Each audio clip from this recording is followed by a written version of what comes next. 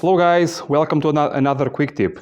I'm doing here the video for the exhaust hangers on this Alfa 156.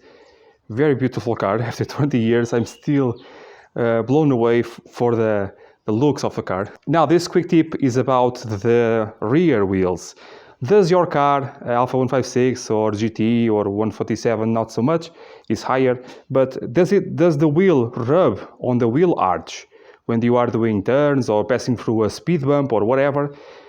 Does it do that? So if it does, do you have in working order your bump stops?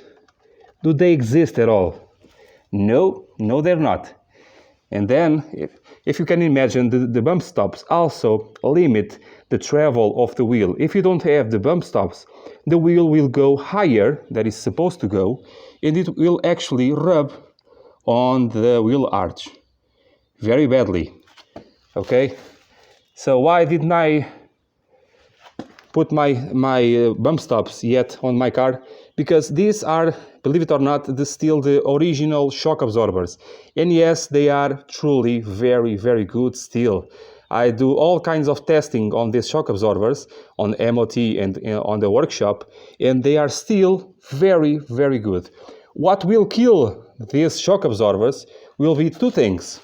The lacking of the bump stop also means that this dust cover is not present, and this sand will damage the sealer over there. In fact, it is a bit wet. Okay, this is what will kill this shock absorber.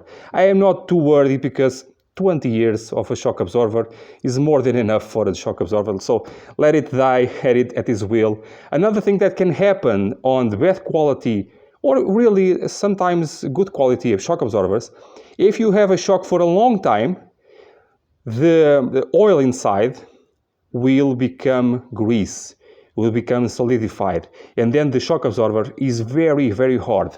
What happens sometimes is you raise the car like this, like it is like right now, you put it on the ground, and now the rear of the car stays on the air. And a few hours later, it starts to go down. If you load your car with people or with cargo, now the car is too much closer to the ground, and when you take out the load and the people, the car still is on the ground.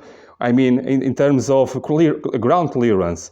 That is because the oil is no longer oil, is now grease, and as you can imagine, the grease cannot pass through the holes inside of the shock absorber. So even though you don't have a shock absorber that is not leaking, that does not mean that is good, in the good working condition.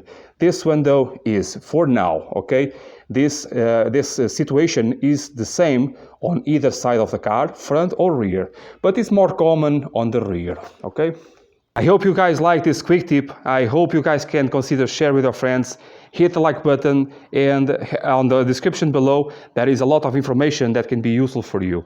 I see you next time, guys. Bye.